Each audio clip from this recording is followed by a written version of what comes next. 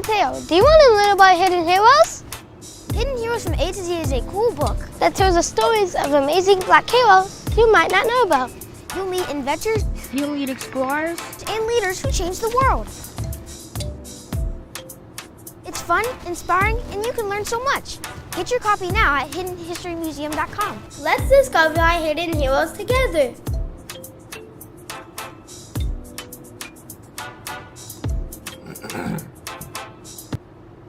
All right, there it is. What's going on, man? We in here, ready to do our thing live. Let me throw this on Twitter real quick. Let everybody know that I'm live right now.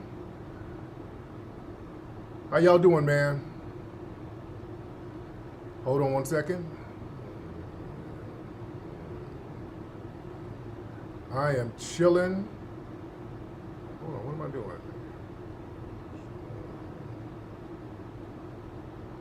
All right, we're here, man. Y'all come on in. Y'all come on in. Come on in. Just trying to get this thing together, what I'm doing here. How are you guys living? Glad to have everybody tuning in right now, ladies and gentlemen. About to get this live thing popping. All right. Had to throw that on the gram. I mean, on Instagram and Twitter real quick, but I'm here. Excuse me. Got the lighting looking all fresh and Mac-ish. You dig? How y'all living today, man? I hope you guys had a great weekend. Hope you guys were productive, ladies and gentlemen. I'm gonna need Instagram and Twitter. Hold on. I'm gonna need you to retweet the link to this. Throw that link together, retweet the link. Oh yeah, I see I got on my pool hall hat. Yeah. I'm Uncle Tariq today. I'm looking like the sexy uncle that your aunties be trying to holler at the bingo game. That's what I'm looking like. The aunties are trying to holler. What's up, Wendy McKinney? I see you in the room, dear. A lot of stuff we're going to discuss tonight. Everybody come on in the room. Everybody come on in. Let me have you guys again. Give me a retweet. Retweet this broadcast. Repost it on your Facebook. Repost this on your Instagram. Yeah? Yes, indeed. Oh, yeah. Yeah, Fade in the Water Day. We're going to talk about that a little bit later. Some of y'all didn't get your notification. It's all right. We're here. This is why I need you guys to let people know that we are here in the building. We are here. A lot of stuff we're going to touch on tonight. So it look like to do from the honeymooners. There it is. By the way, guys, root work. If you don't have your root work deodorant, you need to go to rootworkstyle.com. Everybody say what's up to my good brother Michael Warden in the building. Shout out to DJ Scrap Dirty in the building. All right. By the way, the new version of Microphone Check, the new edit, the remix of Microphone Check will be out in a couple of weeks, ladies and gentlemen. So you guys stay tuned to that. Y'all stay tuned for that. So y'all love the ad with Mateo. Yeah, the kids were great in that. The kids were great in that ad. A lot of people like that ad we did for the book, Hidden Heroes from A to Z. And you guys can get that, boom, at hiddenhistorymuseum.com. And also, you guys can come down to the Hidden History Museum. What the hell is this? Y'all come down to the Hidden History Museum, 2131 West Jefferson Boulevard. We're open weekends. We're doing weekend hours. And you can get this book, you can get the Blu-rays, you get a whole bunch of stuff down there at the museum. We're going to have an event pretty soon. A lot of people have been coming to the museum, actually asking when the next event is going to be. I've just been so busy running around the country with the movie and the rally. My LA people, we're going to give you something. We're going to put something together, get the caterers out there to feed everybody. You know, we got some of the greatest, best caterers in LA. So we're going to have a good event up there, ladies and gentlemen. Probably at the end of this month. I'm gonna holler at Dwan, get the comics up there, find a good caterer, and we're gonna do our thing, man. Because I do miss being around the family out here. We have great events at the Hidden History Museum, absolutely phenomenal. Oh, yes, indeed. But listen, everybody, come on in the room. We're in here. Let's talk about. We got to talk about Kamala and Trump thing. You know, that's a big topic. This election. This is a hell of an election season, family. This is a hell of an election season. Yeah, somebody said root work is the truth. You know, everybody who has tried root work, they said that is the best deodorant. All natural, ladies and gentlemen. Yeah. So I look like a boxing manager from the 1960s. Yeah, I got that vibe. Yeah, I do. Yeah, I look like a numbers runner for Bumpy Johnson or somebody right now. Yeah. Yes, indeed. But listen, the Kamala Trump situation. This is a hell of an election, man. It's so much stuff going on with this election. It is so much going on. It's insane. We gotta talk about all of the things going on and the discussions going on about Kamala and Trump. As you guys know, Kamala, they've elevated her as the Democratic nominee. Kamala has never won a primary. She's never won a primary from the public. The public has not really rocked with her. She's never really won a primary. She's always been chosen and elevated to certain positions. All right? And now that they put her as the front runner in the Democratic race for the Democrats, they're really trying to blacken her up, and they have to galvanize us. They're trying to galvanize black people, foundational black Americans, to really support her, and she's having trouble with that. She's having trouble with that, and so they're going to do a lot of scare tactics. I'm not going for the scare tactics, the old Trump is going to get you, old Project 2025 is going to get you.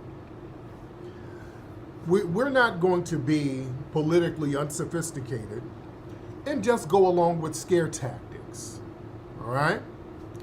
We're not going to allow that to happen. Kamala, she doesn't have a real platform that she's running on. She doesn't have a platform, so that's why we're seeing a lot of shucking and jiving, and a lot of the talk about her race. Is she black? Is she not black? That's coming from the Democrats too. They're using that as a smokescreen. If we are talking about that, we're not talking about her lack of policies. So they are pushing that narrative. You understand? And here's the thing.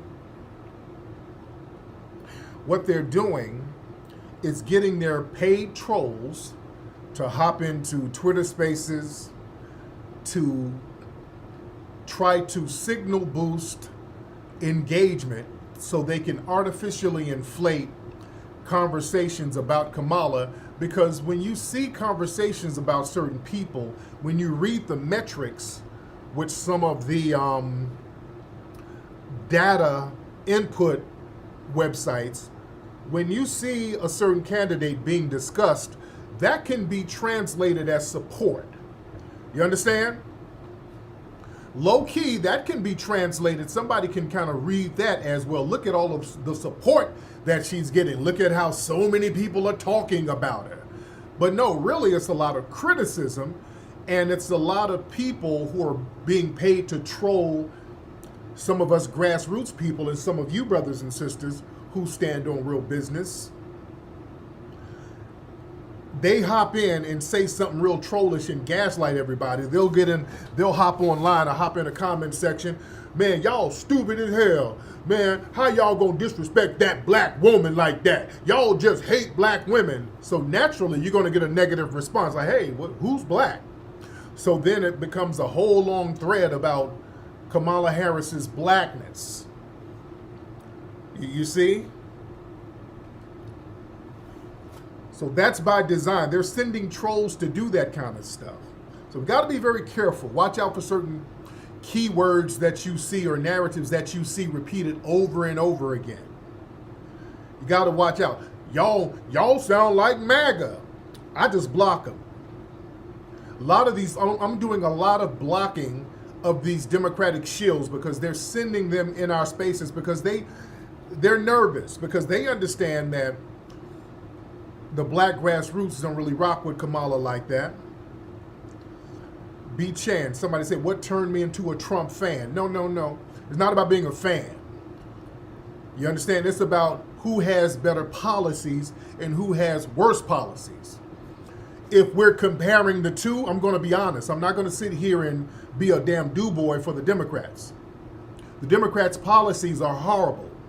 For black people, for foundational black Americans, let's keep it 1,000.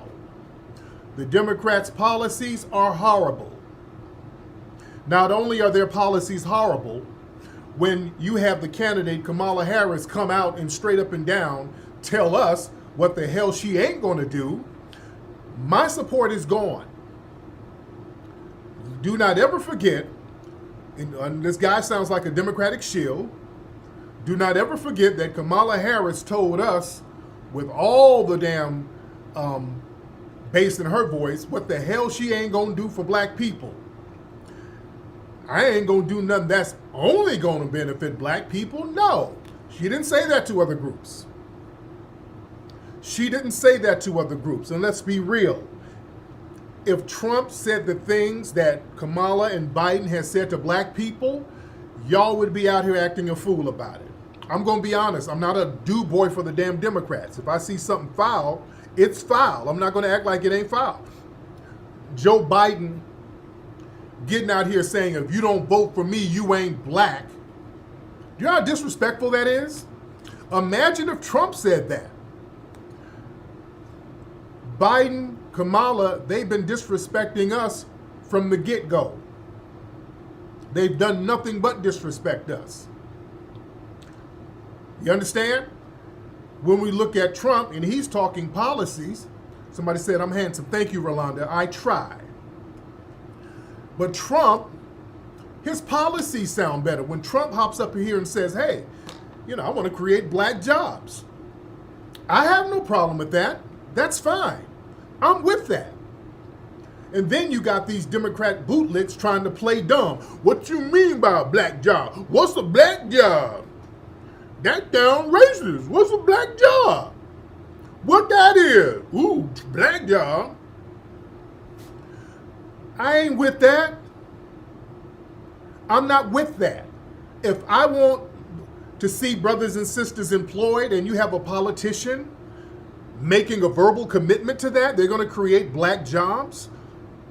I'm not upset with that. I like that. I want black people to have something. See, a lot of these, let's be real, a lot of these Democratic shills are selfish. It's all about them. A lot of them are LGBT. So there's bussy on the menu. A lot of them are immigrants, come from immigrant backgrounds. So the Kamala Biden policies brings over more of their cousins and relatives. Some of them are these Divine Nine, HBCU sorority people. So they're looking for clout for their fraternities and sororities. You understand?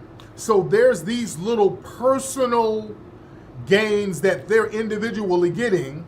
To hell with everybody else. I'm not thinking about little individual gains just for me. I want the whole community to do well. I'm all about the black masses, particularly the foundational black Americans. The masses. I want all of us to do well. That's how we can create communities and the nation build when all of us or a large number of us are doing well. Listen, I get tired of being the only one out here standing on a lot of business. I'm out here by myself a lot because I talk it and stomp it from toe to toe, top to bottom.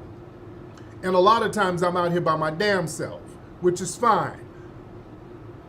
Everybody don't have the temerity that I have, but I'm a stomp and represent and stand on business. So if I say I'm going to create something, I'm going to do it. I would love to network with other people. That's why I like to have events, so I can network with brothers and sisters who got things going on. Because when we have networks of black people doing good, we can build with each other and assist each other. You understand? That's why I'm always hollering at you guys. Hey man, let me know what you guys do. There's some talented people out here. Let me know what you do so we can build. I'm looking for the next Dr. Layla Africa. I'm looking for the next brothers and sisters who are into herbal medicines. We need you. We want to cultivate this type of energy, these type of people. We need the next Johnny Cochran. We don't have it. So when we're out here dealing with situations like right now, I'm out here dealing with these damn resentful Puerto Rican anti-black racists now. A lot of these Puerto Ricans who are upset with microphone check, they're doing some real weird stuff that y'all don't know about behind the scenes. There's a couple of them.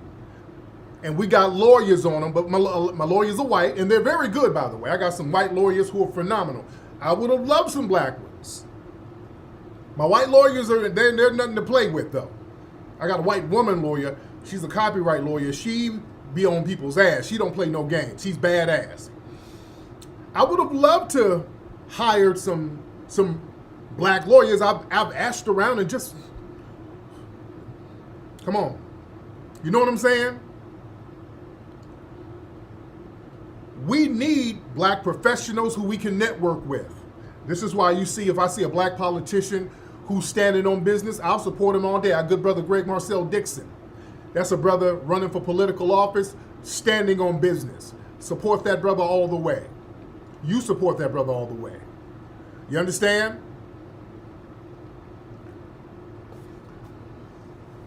Shout out to your brother Noah from Florida. Shout out to Noah in Florida. But family, like I said, I want to network with us and connect with more of us. That's why I'm always having events. We had our event in Dallas where we had business people set up shop to show folks what kind of business do you have. I am real big on networking with black business people.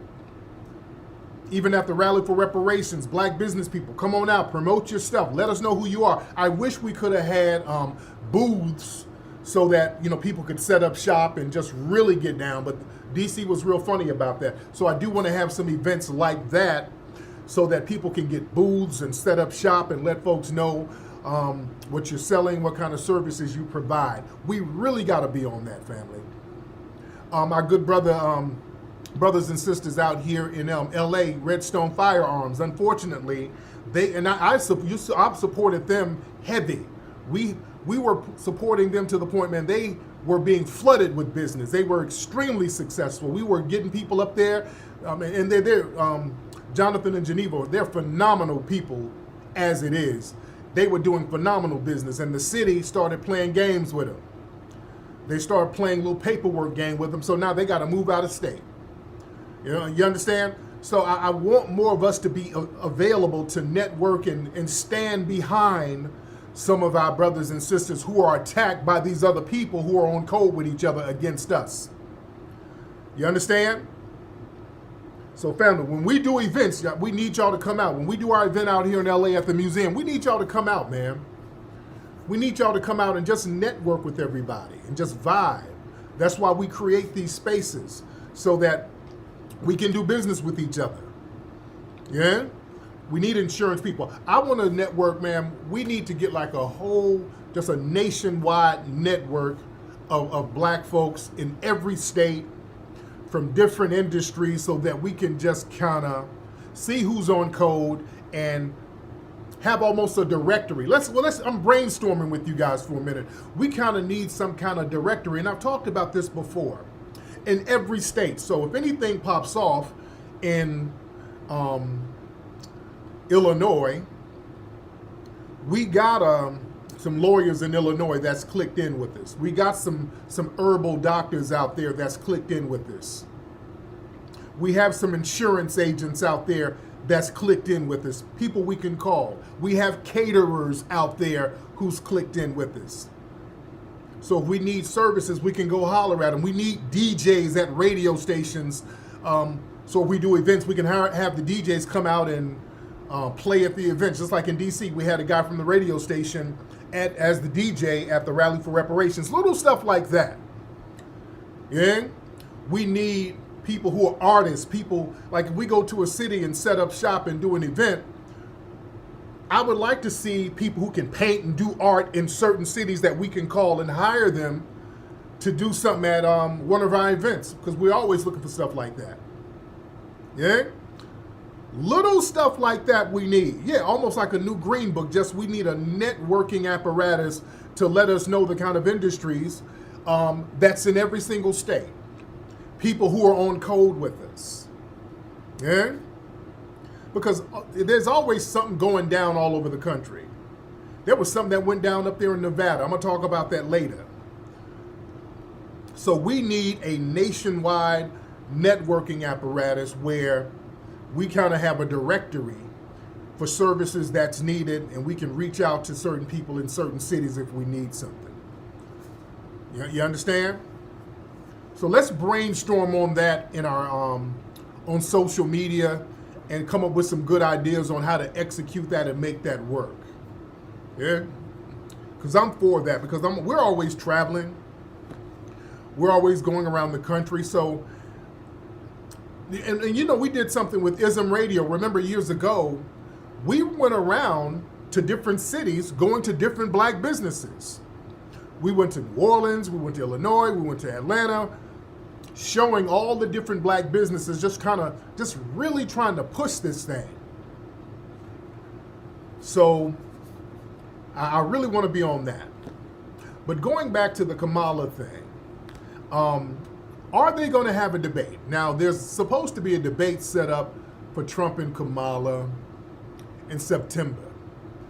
Now, they're saying Trump backed out, but I think Trump wanted to change venues. I think he wanted to do it on Fox. Let me play some of the clips on what some of the mainstream media, let me play what they're saying about the situation. Hold on one second. All right, now CNN is trying to say Trump bailed on debate. Now hold on. Fair use, by the way. Fair use. Hold on. You on this debate back and forth, Alex.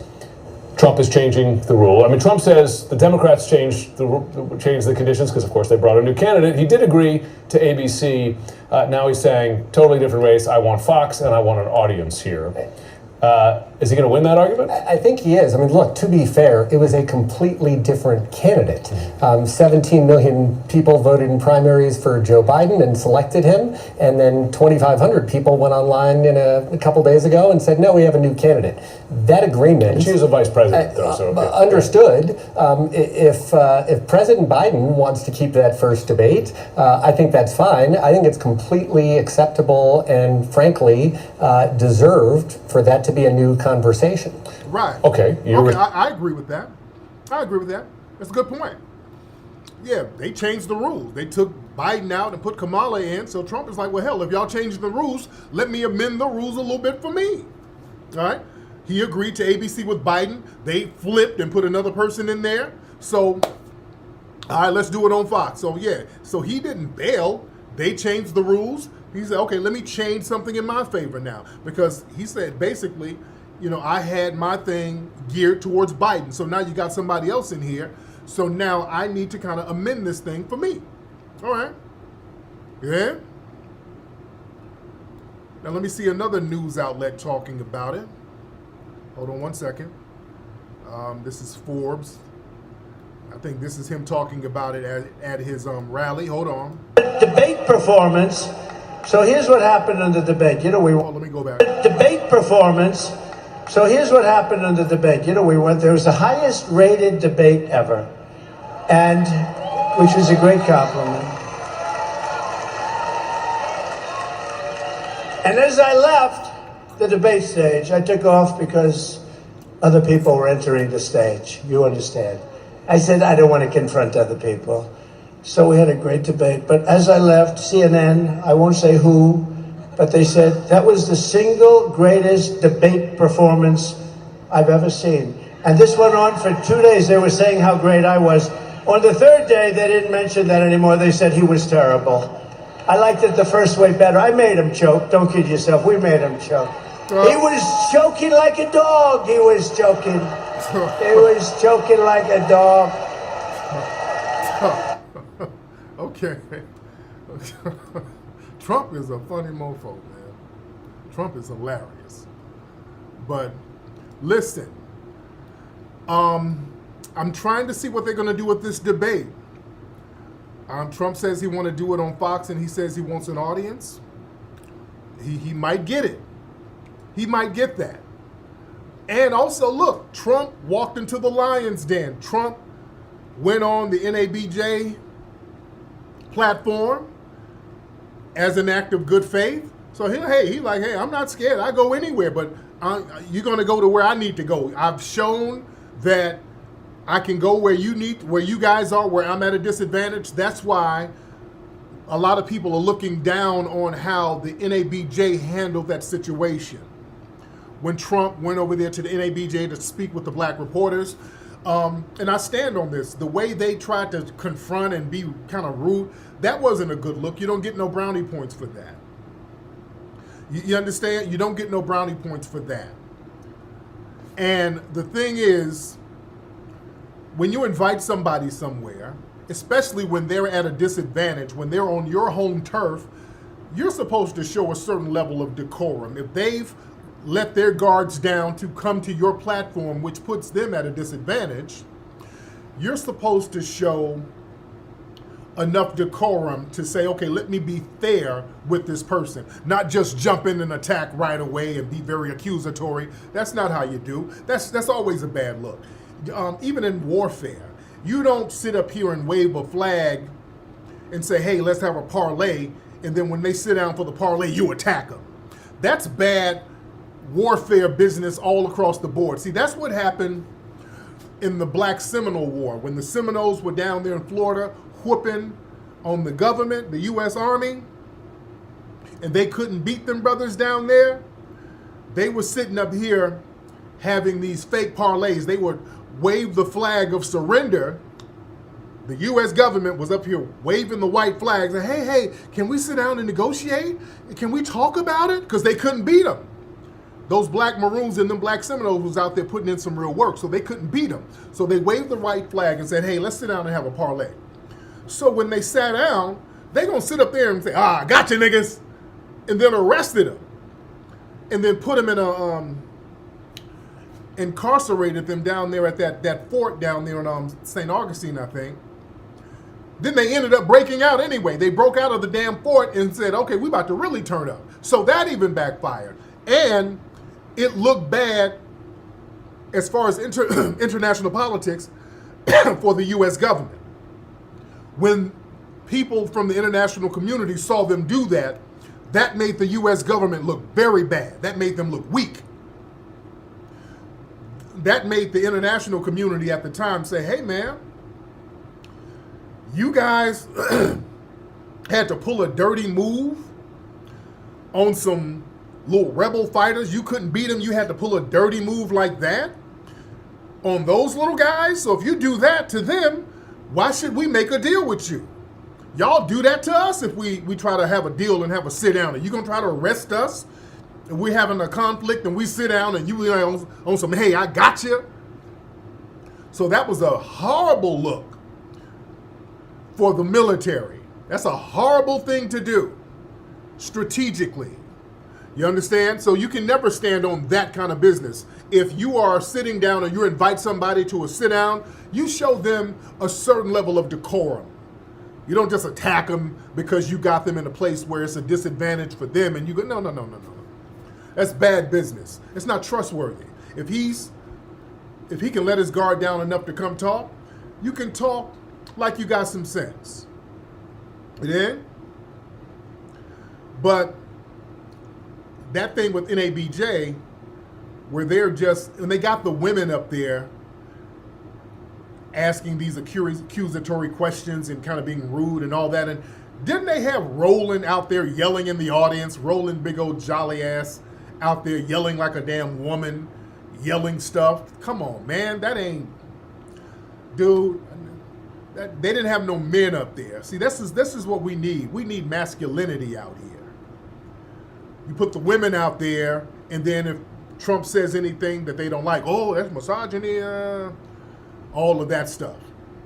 See, I don't want us to be looking, I don't want the black community to just perpetually be feminized, where the women got to represent, and Trump is out here standing on manhood business. Just the optics of it. We got Trump walking in like a man, standing up like a man, and you got a big Roland's jolly ass with his titties bouncing in the audience yelling, and there's women on stage. Come on, man.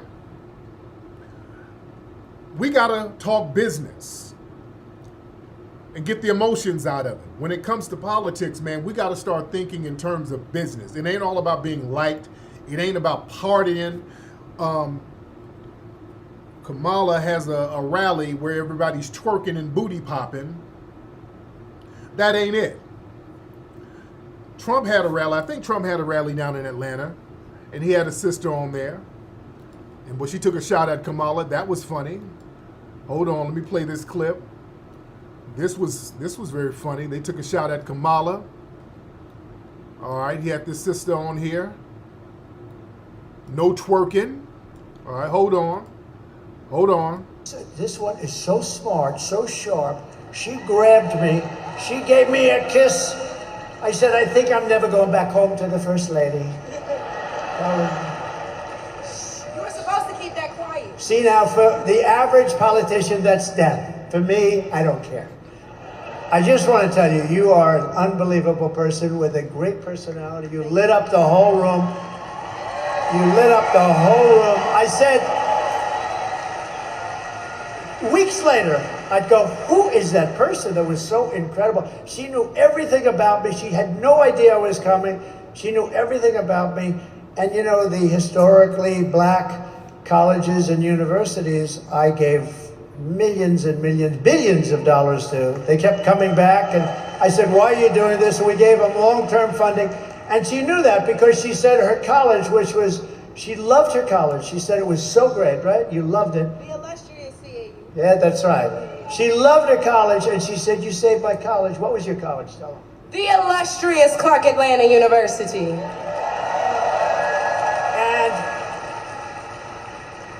And it was so impressive, and I felt so good because she really did. She really said, I said, did you like the college? She said, no, I loved that school. I loved that college, and that's what it's all about. But you are an incredible person. Wait, hold on.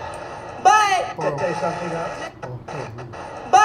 I do want to add on to some of the remarks that were made by others, and we do need to do our best to get the message out there. The fight is nothing if all we do is talk about it amongst ourselves. So with that being said, since you said you'd help me, shameless plug, if y'all need anybody to knock doors, make phones. Hold on, let me play this part. Hold on. They don't want to talk policy. They just want to use propaganda to steal your vote. The left is trying to tout this woman as a savior for the black community, but all she's done is hurt the black community since she came into the game.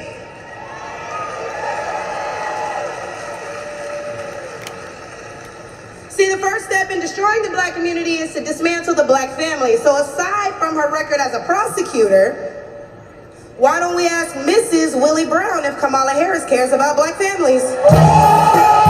Oh. So yeah, they stunting. They are stunting. So it's going to be interesting if they have a debate, because I want to see if this thing goes down. This debate, this is going to be very interesting, because Kamala can't really debate like that. Kamala gets to doing all of that drunk babble, and Kamala don't really have no policy she's standing on. So I want to see how that's going to go down. I really want to see how that is going to go down, ladies and gentlemen. Do we have any Kamala supporters in here right now? Where are the Kamala supporters? Where y'all at? Excuse me. Where are you Kamala supporters in here? Who's always hollering about how black she is. Yeah, Kamala be talking in circles. Kamala be splaining and babbling. So I want to see what this debate is going to look like. So yeah, the only thing they're going to rely on, if Trump kind of sounds aggressive with it. Oh God, he's attacking a woman. Oh, he's attacking a black woman. They're going to play that game. But listen, with Kamala, we got to understand something. This is very important. This race is very important because the Democrats, they're trying to tell us how dangerous Trump is going to be. Trump is not really a danger. Trump, not to us, not the foundation of black Americans, Trump was already in office. And we keep pointing this out. Trump didn't have any policies that harmed us. He didn't have any policies that harmed foundational black Americans. Kamala and Biden, their policies are kicking us in the ass right now. Their policies are devastating us right now. You understand? And here's the thing. I want y'all to think about this. If Kamala gets in office, see, she's going to be protected, but there's going to be a backlash. Let's imagine that somehow Kamala finesses her way into office, running as the black woman. Ooh, I'm a black woman, and she gets in the office. And when the backlash comes, who do you think the backlash is going to fall on, and who do you think is going to do something about it? It's going to be Barack Obama all over again. See, when Barack Obama got in office, there was a societal backlash. They couldn't get to him because he has Secret Service and he has protection. So what did they do? Black people started being attacked all over this country by race soldiers. And everybody got on code with it. And Obama didn't do anything to protect us. Obama sat there and he was indifferent. Obama didn't do any. We were getting attacked because of him. We were getting attacked by proxy because of Obama. They couldn't get to him, so they could get to us. And Obama didn't do anything to protect us. Do y'all know if Kamala Harris gets in office, it's going to be the same backlash, and she really ain't going to do nothing. She ain't going to do a damn thing. That woman ain't going to do a damn thing to help us. Yeah?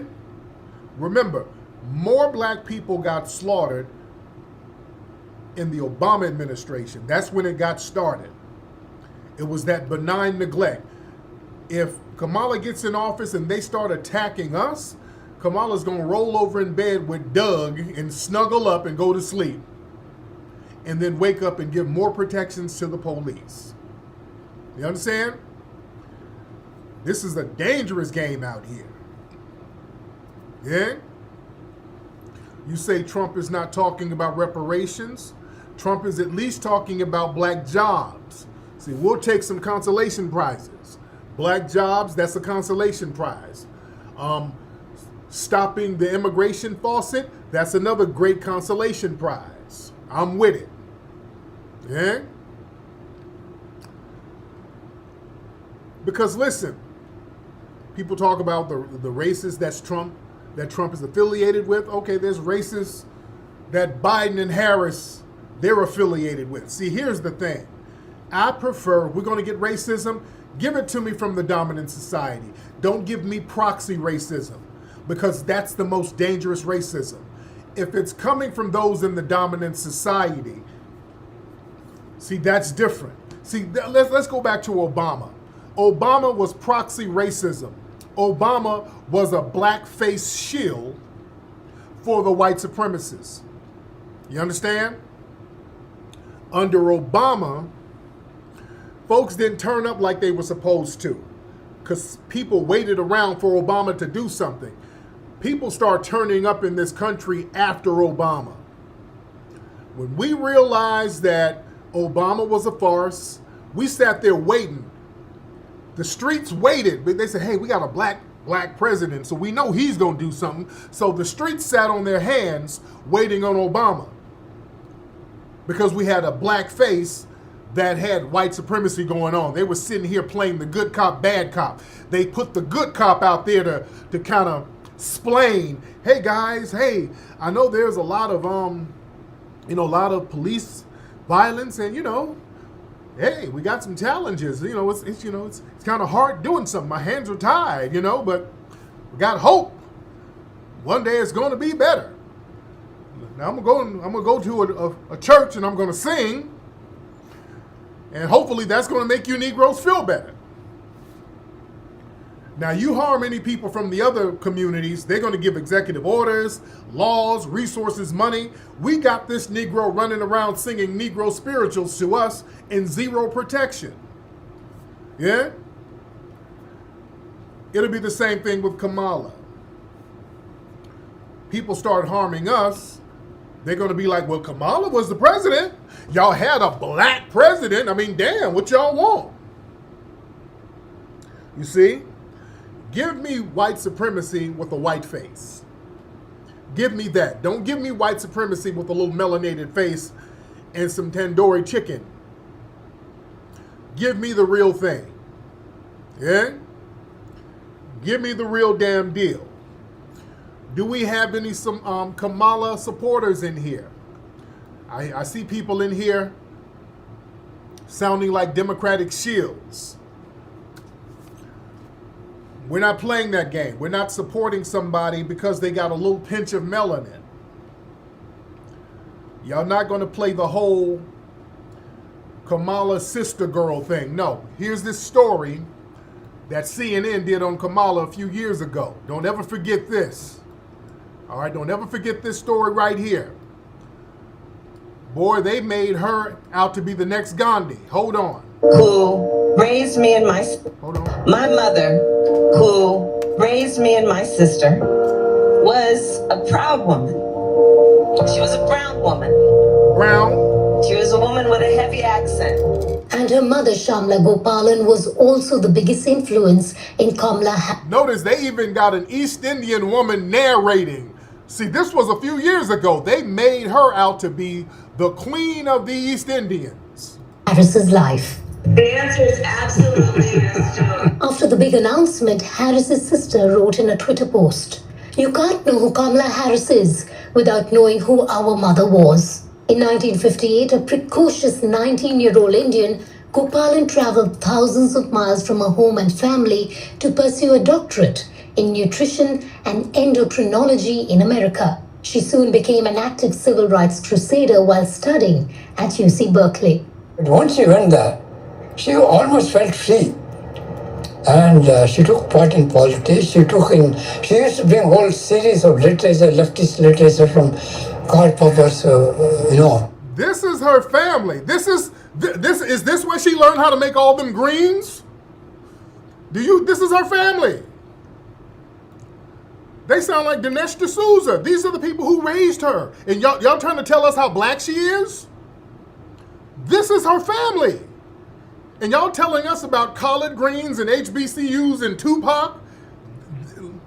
They sound like they got curry chicken boiling right now. This is her family, y'all. Hold on. Where's all the Tupac and the cornbread and collard greens? He was a great philosopher. In her book, Harris says, "There is no title or honor on earth I'll treasure more than to say I am Shamla Gopalan Harris's daughter."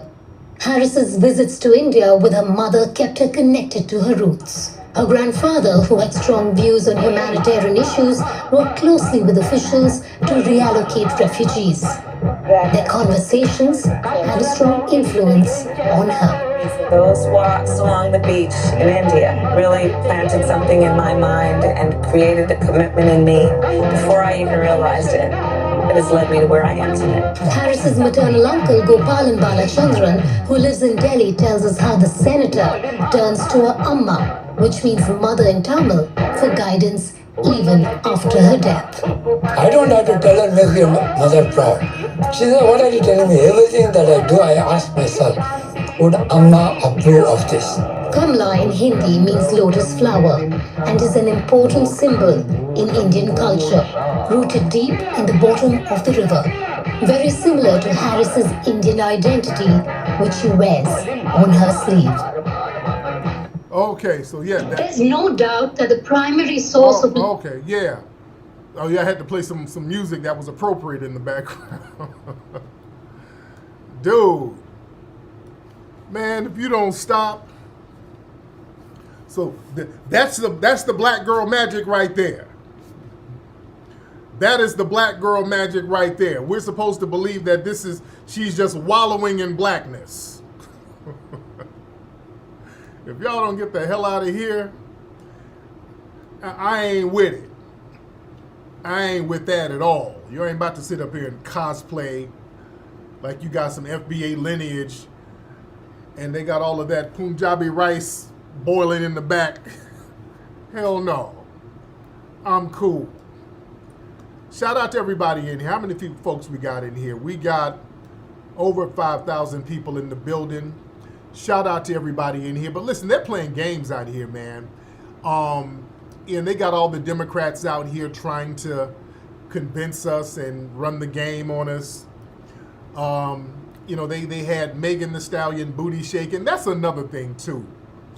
With these Democrat women, they're going to start parading them around. They're going to start putting them in shorts and tight jeans. Did y'all see Jasmine Crockett? They had her out here in some tight jeans a few days ago, trying to show some thickness. Y'all see this? This is Jasmine. Little sassy sister girl Jasmine. Hold on. Hold on. Ass off to make sure that we can save this democracy. Y'all see how these people like to play in my face, and I'm not standing for it, and you shouldn't stand for it either. So as my soror has already said, you got one black job in November. Your one black job in November is to make sure you show up and vote. So they're making sure she got something poking out over there. So if you have any questions about where you go to vote, if you register to vote and all that. So they're trying to get the brothers on board. All right? They're trying to get the brothers on board. There's another. They had Jasmine somewhere doing a quote-unquote rally at a Starbucks somewhere. Just a couple of, there's a few people out there. They had her in some little kitten heels. They had her out here. Not enough to be here. It's not enough for y'all to show up and vote. It's going to take everybody in this fight. And we cannot be deterred for any reason.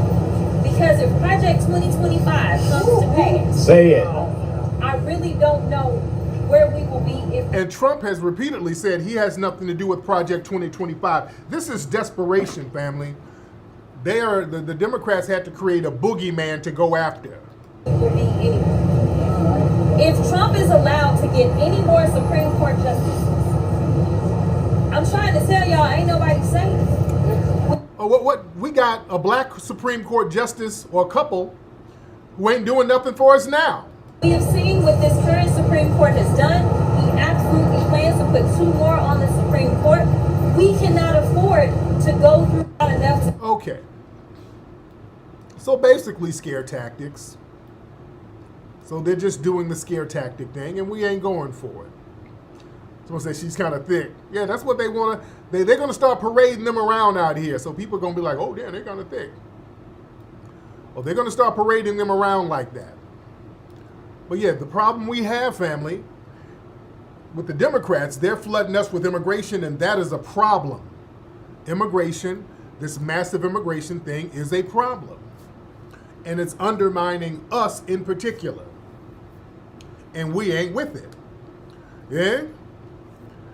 That is a problem. Let me tell you something. Y'all see what's going on out in the UK right now? They are turning up in the UK.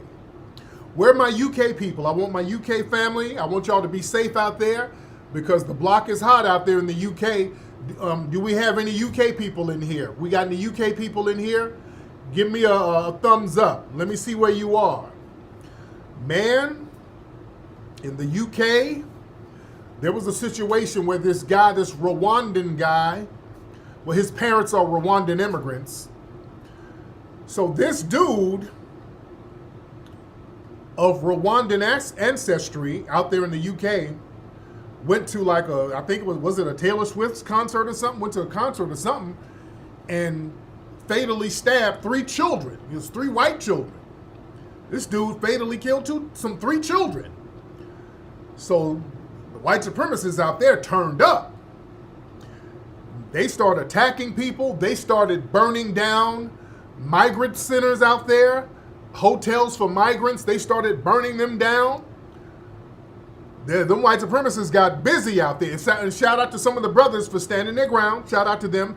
I don't want to see none of the black folks just get randomly attacked, because they tried to just go out there attacking random black folks. There were some brothers out there putting in some work.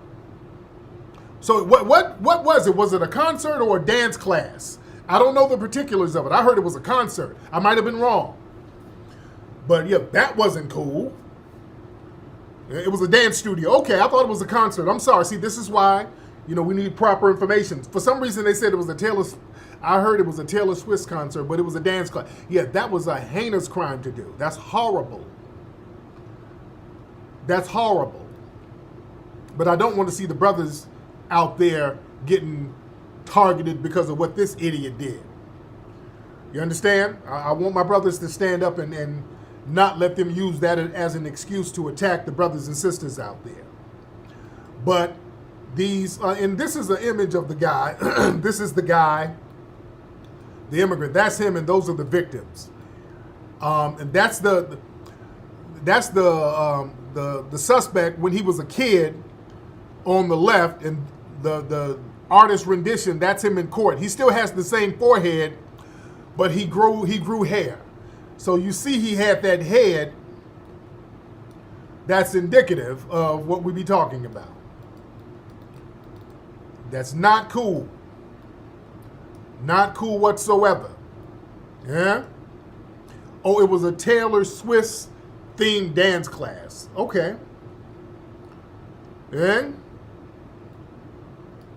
No, we're talking real. See, no, we're not trying to let people do things and then we get absorbed in it and then it gets put on blackness. We're delineating proudly. We are delineating from that stuff. People don't get to do stuff and then hide behind blackness. We ain't letting that happen no more. A lot of folks do stuff and then we get the brunt of the negativity, and these people ain't even from our lineage. Like out here in New York, there's a rapper by the name of Nay Benz. She's looked like a stud, and they say she's the leader of a Bronx gang. Hold on. And they just got arrested, like 120 people got arrested. It was the big old, oh, what did I do? Oh, what the hell did I do? Oh, what did I do? Hold on.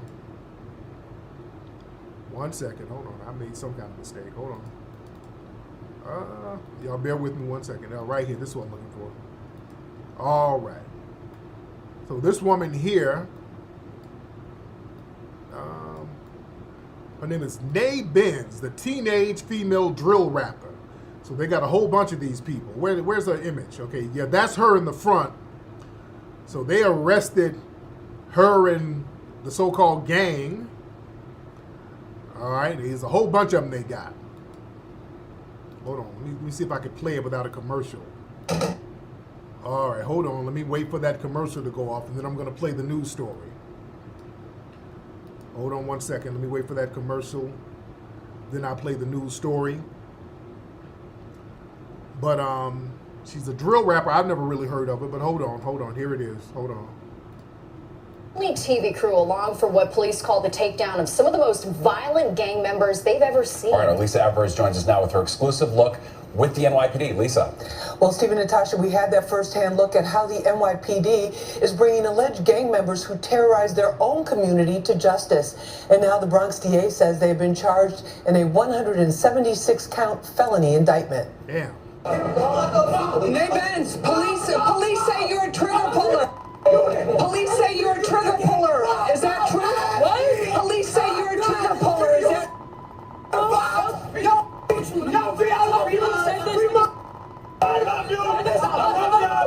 We're here at a secret undercover. All right, and now Nay Benz, real name Nadine Asamoah. This girl is Ghanaian.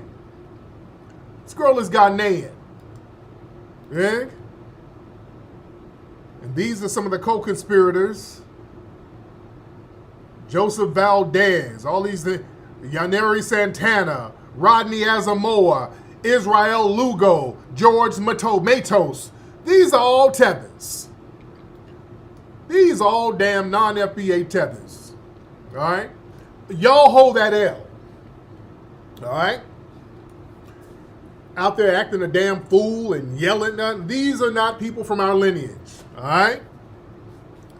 They're not from our lineage. Y'all hold that L. I don't want to take nobody's L's no more. You guys hold those L's. None of them got nothing to do with us.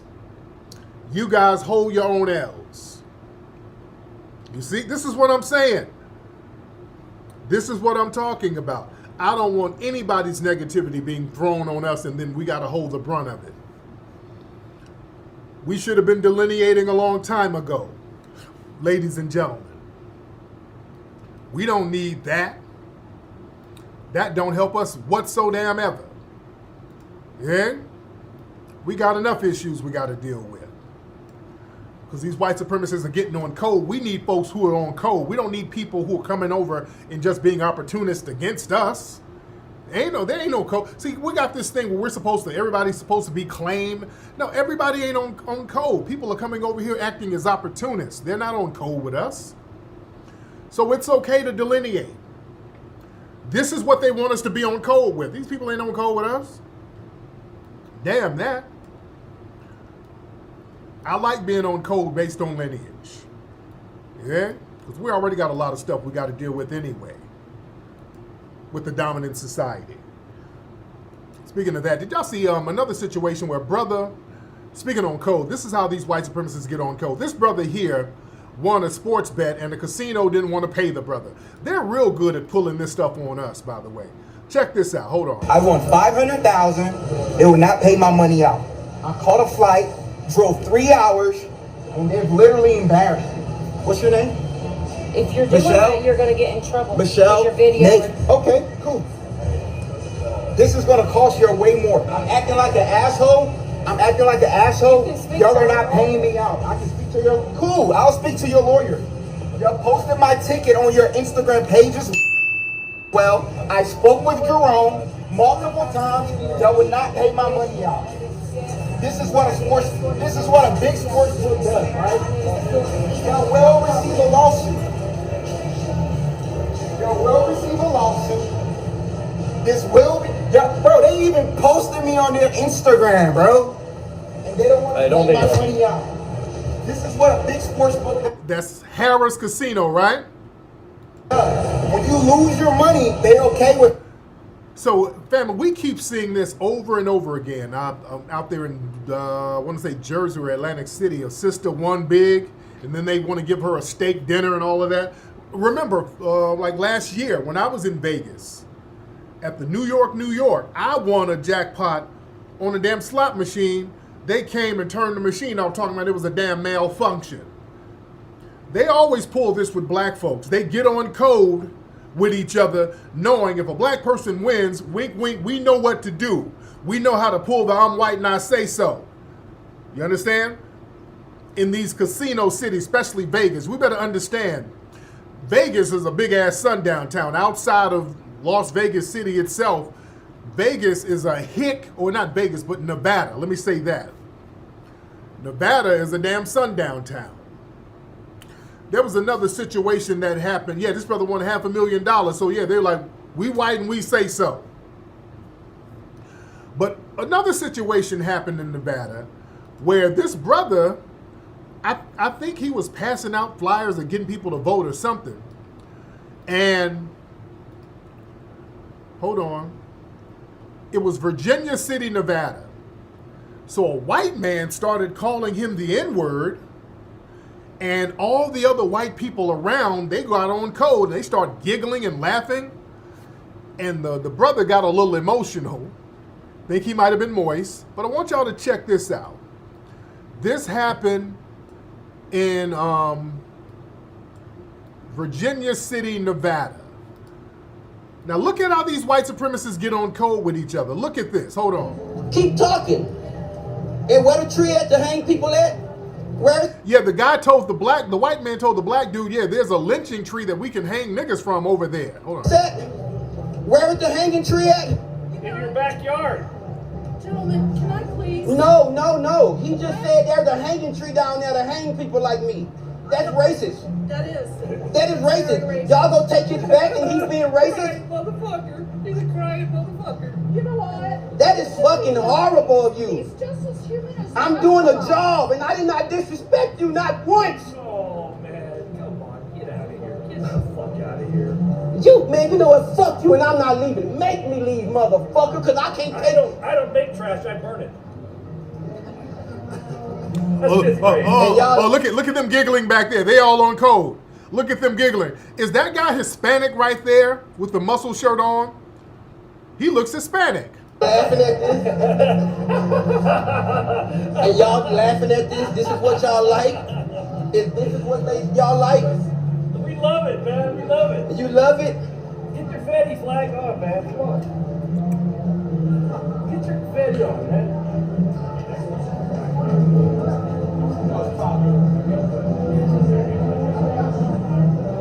And all of y'all accepting this shit. That's right. That's right. We do.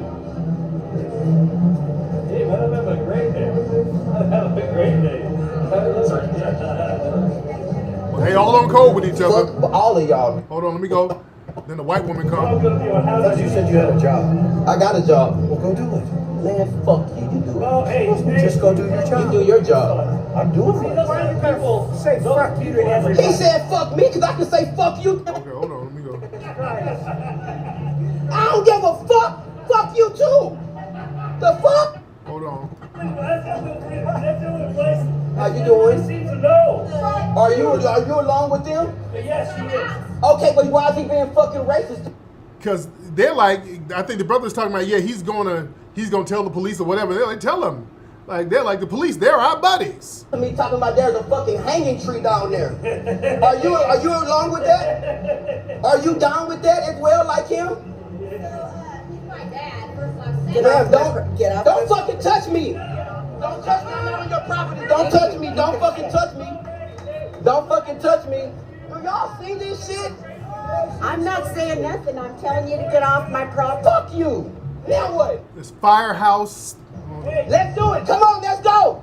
Slap me. Hit me. I want you to. You're wrong. You get out of my face. I don't understand what that means. Do you know where you are? Do you know the history of the town? I don't give a fuck. I'm not doing anything to anybody. Y'all gonna kill me? Kill me. Kill me. Do it. She's like, do you know the history of the town? So yeah, they must have a reputation of lynching. You're my brother. Do y'all see? Don't touch me. I love you, baby. Are y'all gonna allow this shit to happen? This racist stuff? Come on, calm down. No, don't touch me. Don't touch me. Baby, why are you so upset?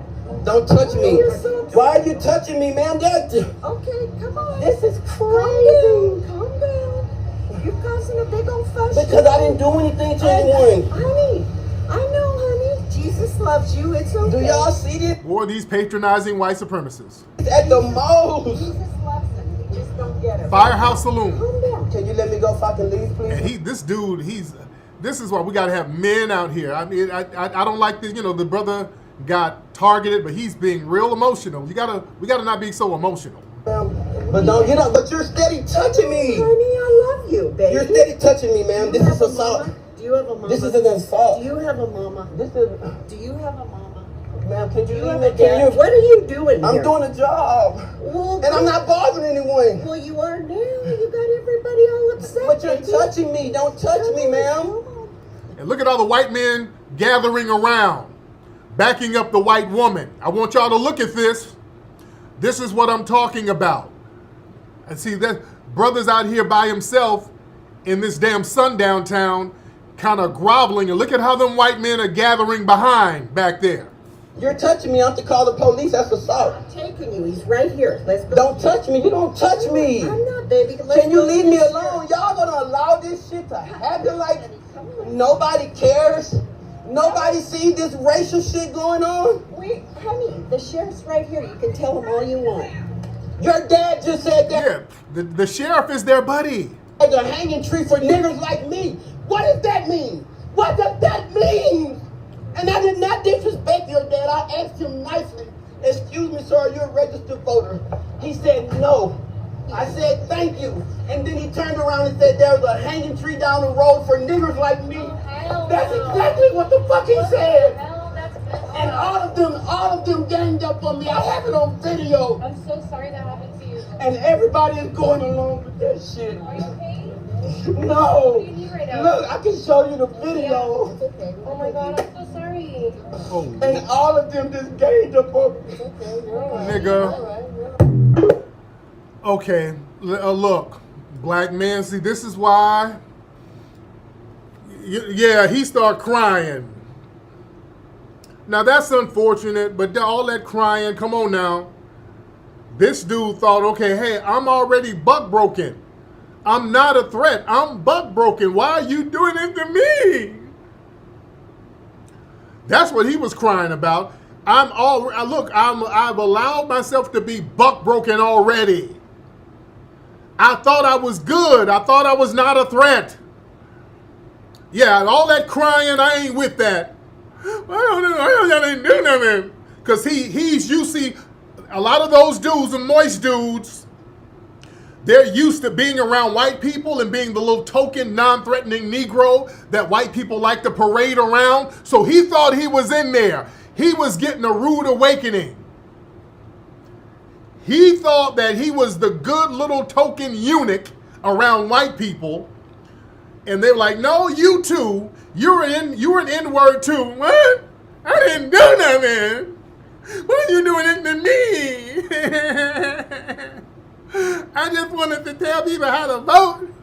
Why? Y'all gonna let them do this?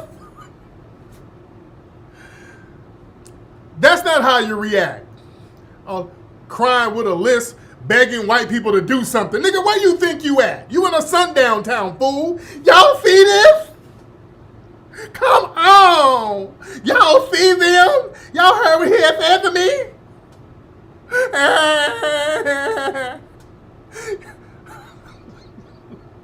You gonna cry your ass into a lynching. You better get to safety, fool.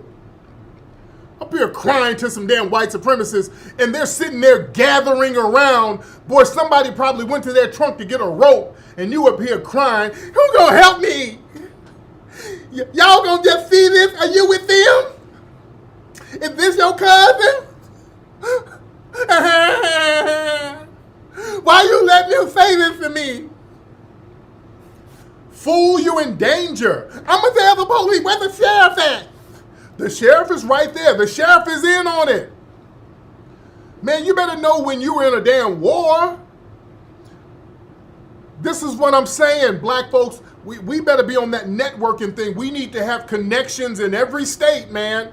This dude out here by himself thinking, okay, I'm a non-threatening moist Negro, so ain't nobody gonna do nothing. I ain't no threat. But hey, man, we'll lynch you. Huh? What you talking about? Why you said that to me? Why you said that to me? Man, sit down, dude. I'll be crying. Man, sit your ass down. Up here crying to these white people like they gonna help you. They sitting here setting you up. That's a horrible look, man. Yeah, he's hurt because he got buck broken for nothing. Why y'all doing? This is what y'all do? Y'all gonna spread my pussy open for nothing? All this pussy popping for nothing?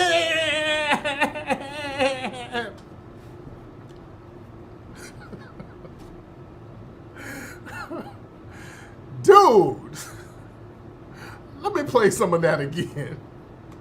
Come on, brother. Brother, that's such a bad look. Hold on. I got. Excuse me, sir, you're a registered voter. He said no. I said thank you. And then he turned around and said there's a hanging tree down the road for niggers like me. That's exactly what the fuck he said. And all of them ganged up on me. I have it on video. I'm so sorry that happened to you. And everybody is going along with that shit. Wow, hold on. No. Why he got on some peach J's?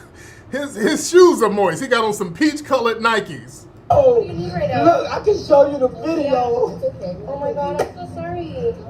And all of them just gave the book. That boy, this is why I don't want to see none of this moist ass stuff with black men. I don't want to see it. He out there with some mango colored Nikes crying. You see what I got on? I put on my mango colored Nikes and I'm trying to get people to vote. He said this to me. Why is he doing this? Why y'all ganging up on me? Why this is so racist and shit. Get away from me, don't touch me. Oh, goodness. Out there with some mango colored Nikes crying. No, brothers, this ain't the look. This is, was it some New Balance shoes? I don't know. Was it a new bussy? I don't know. They're way too damn emotional. Now, look, there's been a lot of backlash because I guess he made that moistness work for him. So now, the guy in the video, he issued an apology. Now look at this, because there is backlash. Hold on. There is backlash. Hold on. I prepared a statement that I would like to offer at this time. On Friday, July 26th, I made a statement to a white customer of the restaurant referring to African Americans, customers who were present, as the N-word. There is no place for any person to use the N-word. Oh, Lord. There is no excuse or justification that can be made for my characterization, nor the hurt it has caused. I accept all the condemnation and criticism which I have evoked, all of which is justified towards me. I sincerely apologize to the African Americans who were present at the restaurant that night, and specifically apologize to the young man who was having his 22nd birthday. I apologize to the employees of the restaurant. I sincerely apologize to the African American people. I will be attempting to personally apologize to each customer who was present at the time. Is this the same guy? Hold on, dude. Look like a different guy. I don't know. Looks kind of like a different guy. Looks real, strange. This looks like a different guy. Right. All right, but let me see if there's more detail. Okay. No. So okay, it's confusion. Okay. Yeah, the lady put up the wrong thing. Okay, the wrong thing. That's not even. That's something else. Yeah, that's what. Yeah, this lady. Okay. See, this is why I'm trying to get stuff in real time. Okay, this is from a restaurant somewhere, so that's not even the same guy. So we got to be very careful about certain things. So I don't think this guy apologized. The guy who was talking about the lynching tree. There was another situation that happened in Alabama, I think, at a restaurant. Yeah, there was another situation in Alabama. So yeah, the races, there's so many of them, you get them mixed up. Yeah, that one is from Tuscaloosa, Alabama. That's from Tuscaloosa, Alabama. And somebody got the Montgomery chair up. Speaking of Fade in the Water Day, speaking of Alabama and Montgomery, tomorrow's the anniversary of Fade in the Water, the civil rights chair movement, all right? And do you know, family, even some of the artwork in that, even that has low-key been co-opted. Tomorrow is the anniversary for that. For those who don't know, Montgomery, Alabama, when the brothers and sisters got busy with the chairs and whooped down on some white supremacists, when that Majora spirit kicked up out of that water and the brothers and sisters let loose down there. So this is the anniversary. And there was an article in the Washington Post, I think, where they did an artwork rendition of it. Family, do y'all know they have black and brown that already? Now look at this. Look at this. This is from Washington Post. They got blacks and Latinos out there in Montgomery. The Battle of Montgomery, happy Cinco de Agosto, 5th of August. So they done black and brown that. They got blacks and Latinos out here. Look at this. Fade in the water. So they done black and brown this thing. They got blacks and Latinos out here with chairs. Man, please. That wasn't no black and brown situation. Those were black people out there putting in work. You see what I'm saying? They done already black and browned it. There wasn't no, look, wasn't the Latinos with the whites? There were a couple of Latinos who was with the white people fighting against us. You understand? They were fighting against us out there. See how people try to play this game and try to co-opt something? When we get something going and stand up, then everybody else wants to jump on that. You dig? I'm telling you, the hijacking is real. That's why the microphone check is so very important. And again, there's a lot of hijacking and a lot of sabotage going on behind the scenes that you guys would not imagine. But we're still making it do what it do, ladies and gentlemen. We're still making it do what it do, ladies and gentlemen. But there's always a co-opting of everything we do, man. This is why it's very important for us to understand our history and acknowledge our history. That's why I do documentary films. This is why I'm always reminding people on the things that we created as foundational Black Americans. Speaking of that, one of my partners, a journalist out there in the Bay, my brother Lee, he put me on to something. Y'all remember the movie Easy Rider? There was a very popular movie that white people really loved that came out in the late 60s. Easy Rider with Peter Fonda and Dennis Hopper. These two white men riding on motorcycles across the country, that whole Born to Be Wild. That was a big cult movie. Huge movie in white society. That really kicked off the motorcycle movement in the country. White people started getting motorcycles and riding them around all over the place. How many of y'all remember Easy Rider? Very popular movie. Family, do you know the motorcycles in that movie, the chopper motorcycle, they had like a chopper motorcycle called the Captain America. Those motorcycles were designed by black men, foundational Black Americans. The chopper motorcycle as we know it, those were designed by foundational Black American men. Foundational Black American men designed those chopper style motorcycles. They popularized them. That's what brothers were rocking out here in LA. Brothers were riding those. You understand? That was something that the FBA brothers were rocking out here in LA. Yeah? And it was some brothers who designed the motorcycles for that movie. There were some brothers who did that. A brother named Ben Hardy and a brother named Cliff Valls that designed those motorcycles, those choppers. In fact, Cliff Valls, he was a civil rights activist. And the whole concept of Easy Rider came from the brother. Because Cliff was a civil rights activist, he would make motorcycles. He had them chopper style motorcycles. They would make these motorcycles, and he was with Stokely Lee Carmichael. He was with the civil rights brothers down in the South. He lived out here in California too, and he lived all over the place. But what he would do, he would take his motorcycles down to the Jim Crow South and ride to some of the sharecroppers communities, because he said, hey, a lot of these people who lived in the backwoods of Alabama, a lot of them are still living like it's slavery. So he wanted to show black people in the South, hey man, we're free now. We can travel, we can go around. A lot of folks were living like they were living in slavery still. So he's like, hey man, let me show them how free we are. So he would ride his motorcycle to kind of promote freedom. Cliff Valls. And he was, they had him as an associate producer on the movie Easy Rider. He came up with the name Easy Rider. It was black people behind that.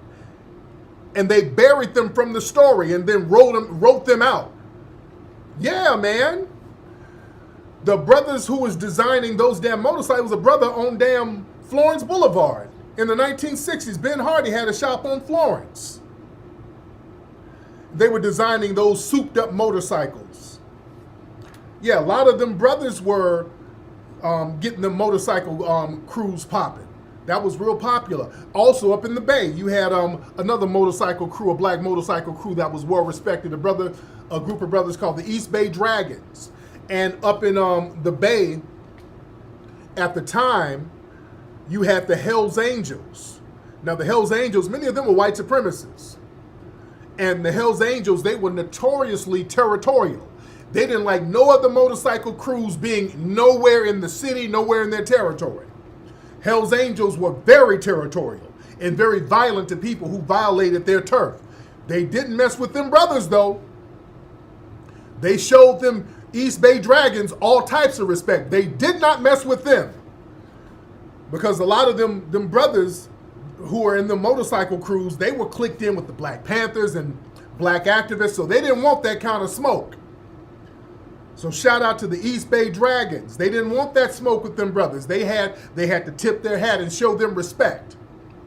You dig? But look that up. Look up Cliff Balls, Ben Hardy, the brothers who are behind the Easy Rider motorcycles and the Chopper motorcycles. That's us, Foundational Black Americans. And those motorcycle books, again, many of those motorcycle guys, many of them are white supremacists. So they sat here and got the game and got the style and some of the tactics on how to build these motorcycles from these brothers and then act like they don't exist. We got to stop letting people write us out our damn history, man. We got to let people, we got to stop allowing them to write us out of our damn history. Say Sugar Bear, wasn't Sugar Bear the dude who created Crip Walking? Sugar Bear made the Springer front ends, okay. Yeah, Google that. Yeah, Ben Hardy and Cliff Voss, the black men who created the motorcycles for Easy Rider, and they popularized basically the chopper motorcycle. The chopper, yeah, we made choppers. That's what the brothers were rocking. We were rocking them chopper motor. You know, when we touch something, we're gonna put some style and flavor on it. Yeah? What's up, Stock? You out there in the Bay? Yeah, them East Bay Dragons, from what I heard, they didn't play no games. They stood on all types of business. Them white supremacists didn't want no smoke with them. Them white supremacists had to show them all types of respect. Yeah? So we got to know our history, man, and understand when we got real men out here, they don't like to promote that in history. When you got black men who are out here standing on some real business, they don't like to show that. So when you don't understand that you had black men out here standing on business, what we have is niggas out here crying, why are you being racist to me? Why is this discrimination targeting me? You see, we get that when we don't know the damn history. No, we ain't got to cry. Stand on the same kind of business our other brothers stood on. They were on code, they were deep, and when we are deep and on code, ain't nobody gonna mess with us. Yeah, we always had the black chopper. Shout out to the black motorcycle brothers out here in LA. That's your culture. All on the West Coast, black motorcycle culture. That's us. We've always been lacing people with the game, man. Yeah? But Google everything I said, man. Google what I'm saying to you. Shout out to the town. I got to get to Oakland. I just like to go to Oakland and the Bay Area just to be around that energy. I love going up there. I love the energy of the Bay Area brothers and sisters. That's where I got a lot of game from. A lot of those Bay Area cats would lace me with game. Those are the guys I was around back in the day. Because a lot of them would come down here. A lot of Bay Area dudes would be back and forth. Like even Too Short is from LA. Too Short is from here. Some of the hustlers, Gangsta Brown, he's actually from here. So they would kind of go back and forth. So I would interact with a lot of Bay Area cats, man, and just really get laced with a lot of game from those Bay Area cats. I love the Bay. Love those Bay Area brothers and sisters. Yeah. Do they still have the East Bay Dragons up there in Oakland, in the Bay Area? Yeah. Why are you doing this to me? Man, come on. Man, don't y'all ever be y'all asses out here crying. Man, understand, you get in a situation, you're a prisoner of war. Just act like it, man. You're in war. Yeah? You're a prisoner of war, man. That's what it is. Yeah? Oh, yeah, Lee Mack. Lee Mack was my guy. That was my brother. Lee Mack was my brother, man. Shout out to Oakland. Shout out to the town, man. But, oh yeah, man, shout out to our motorcycle riding brothers, man. They don't get enough credit. Our brothers, I might have to do something about that. Our motorcycle brothers, they don't get enough credit, man. They gave a lot of people the game, the style, flavor, all that stuff, man. Our motorcycle brothers do not get enough credit, man. They are the true pioneers of a lot of that stuff. Yeah? But anyway, man, let me get up out of here. Look. Go get your deodorant, man. Rootwork. Rootworkstyle.com. Rootworkstyle.com. Get your Rootwork deodorant. Go to microphonecheck.com. Go to hiddenhistorymuseum.com. Everybody, I need everybody to go to the Hidden History Museum website. Everybody make a donation to the Hidden History Museum. Speaking of history, that's another thing, man. You know, we need people to continuously support things like the Hidden History Museum so that we can teach people, so that we can educate people. That's what we got it for. We're not getting any money from the state, the city, and nothing.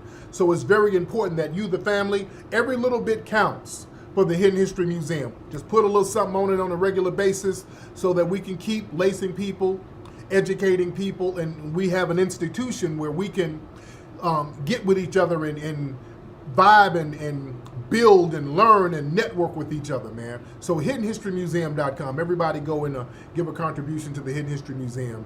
Anyway, man, let me get up out of here. It's been real. The hiddenhistorymuseum.com, ladies and gentlemen. Thank you so much. Kathy donated $50 just now. Shout out to Kathy. Much respect to you. All right, y'all, I'm up out of here. Papi Akute and Lola Vuve to the family. And don't forget, why are you doing that for me? This is racist. This is so racist. I'm out. Peace.